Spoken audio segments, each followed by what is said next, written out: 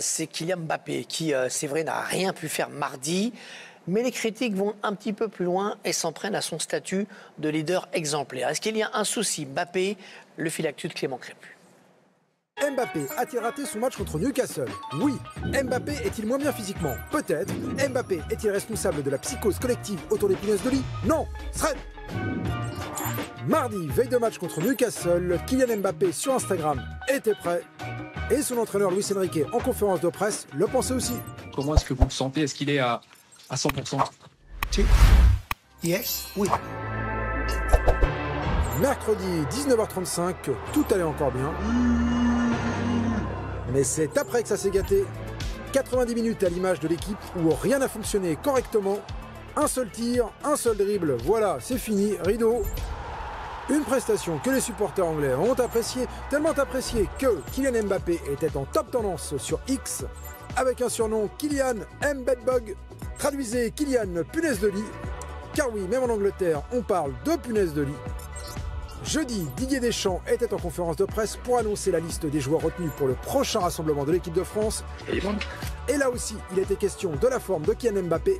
Il n'est pas au mieux de sa forme, bien évidemment. Est-ce que c'est sa période estivale où, évidemment, il n'a pas... Ni es Superman cuando marca 8 goles, ni es un jugador normal cuando no marca. Un poco más de normalidad, no es todo blanco y negro. Mbappé marquera-t-il à nouveau? Très certainement. Aura-t-il une solution contre les punaises de lit? Toujours pas. Le thread Clément Crépu avec Valentin Debutte. Alors c'est vrai que si on prend son bilan sec personnel depuis le début de la saison, le nombre de buts inscrits par rapport au nombre de matchs joués, c'est très bon.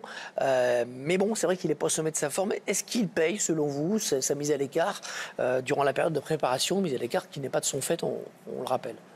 Oui, c'est important de faire une bonne préparation avec des matchs de préparation, des matchs amicaux. Je pense que cet été, ça a été tronqué avec son transfert, non-transfert, prolongation, etc. Et forcément, quand vous n'avez pas tous ces matchs dans les jambes, et ben vous le payez à un moment donné, vous le payez cash en début de saison. Non, je pense que c'est lié à la forme en club aussi, comme l'a dit Didier Deschamps d'ailleurs en conférence de presse. Quand l'équipe va moins bien, il a été moins servi. Et contre Newcastle, oui, il a fait un très mauvais match, mais je n'ai pas trouvé qu'il a été servi dans de bonnes conditions non plus. On a l'impression que les 4 attaquants n'ont pas pu exister. Mais après, je trouve qu'il y a trop de drama, quoi. Il n'a pas marqué depuis 2 matchs. Haaland, il n'a pas marqué depuis combien de matchs? Un peu plus, 3 ça matchs. Va aller. Et on a l'impression que c'est presque moins grave. Il a fait la préparation, c'est Saturnin-les-Avignon quand même. De quoi? Il a fait assez Saturnin-les-Avignon, la préparation. Ah oui, oui, personnel. C'est sympa là-bas, franchement, c'était cool. Non, mais en tous les cas, moi je suis d'accord avec son équipe. Je suis d'accord avec Laure, il faut arrêter les conneries, franchement. Il n'y a pas péril main demeure. Tu veux pas que je continue encore? Non, mais laissez, on vous parle après. Non, mais là, il me dit après. Mais non, il vous dit rien. Tu allais dire quelque chose? Il va y avoir... Je t'ai vu démarrer. Je t'ai vu démarrer. Allez, allez-y. Regarde, si on vous fout dans un octogone, on va vite avec Kylian, franchement. Je trouve qu'on va vite, effectivement. Est-ce que vous avez trouvé, on va voir quelques images de son match, que son attitude n'a pas été bonne, ou bien est-ce que c'était tactiquement qu'il n'a pas trouvé sa place comme tous les autres finalement? Sur le match en lui-même? Sur ce match-là. Sur le match en lui-même, je pense que le collectif ne lui permet pas d'être bon. Et la tactique et l'organisation ne lui permettent pas d'être bon. Voilà, c'est tout. Je pense que Kylian est comme tous les joueurs. Je veux dire, si tu joues dans le système dans lequel il aime, et tu lui donnes les ballons qu'il aime, et qui joue comme ça dans les profondeurs et dans les espaces, il sera très très bon. Là, et puis un petit peu depuis 2 ou 3 matchs, autant quand il est revenu, il y avait une fraîcheur, il était content de retrouver le terrain, autant là je le trouve dans son body language ou même dans ce qu'il fait, il est moins dynamique, il est moins connecté avec les autres et il a des attitudes qui fait que, alors est-ce que c'est physique, est-ce que c'est un enchaînement, est-ce que c'est passager ou pas, mais en tout cas dans ce qu'il dégage, tu peux louper, c'est pas gênant, mais je trouve que parfois il a lâché, il s'est arrêté et comme c'était une superstar, bah, on est attentif et cet après-midi, et on a écouté City Arsenal, eh ben, Haaland, on commence à se plaindre parce qu'en ce moment ça va pas et en Outre-mer, on fait des sujets sur Haaland parce qu'il ne marque pas depuis 3 matchs. Ils sont sur une autre planète. Enfin, Outre-mer en Angleterre, vous voulez dire, pas dans les Antilles. Ah oui, parce que c'est loin. J'étais là, mais Ceci dit, si on compare Haaland et Mbappé, il a quand même perdu des passeurs. On peut se dire comme on veut. Quand tu joues avec Dembélé, tu joues avec Colomani, Haaland, il peut jouer avec Dembélé et Colomani.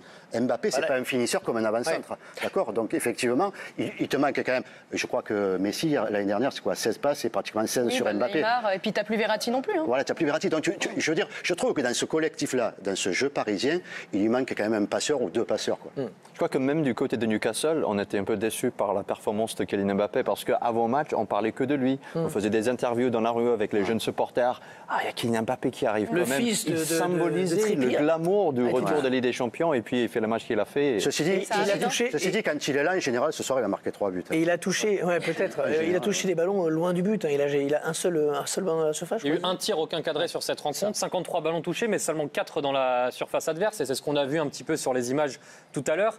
Il était à la fois partout et nulle part. Finalement, il n'était pas dans la zone dans laquelle on a l'habitude de le retrouver. Mais ceci dit, quel Parisien était bon à Newcastle? Ah bah ça c'est global, oui. Je suis d'accord avec vous. Et on a entendu poindre des accusations sur son mode de vie. Pour l'instant, ce sont des allégations. Hein, pour l'instant, voilà, il n'y a pas d'éléments. Non mais le mec qui sort des conneries comme ça, il faut qu'il aille au bout de son truc. Si c'est pour dire il vit pas bien, il est pas si avec Kylian Mbappé, jusqu'à présent, il a été souvent blessé. Sincèrement, il a été souvent blessé, Kylian Mbappé. Il n'a jamais été blessé, pratiquement. Non, jamais. Je veux dire, accuser Kylian Mbappé sur son mode de vie, il faut être gonflé quand même. Que tu le dis sur Neymar, je comprends, mais sur Mbappé, quand même, il faut être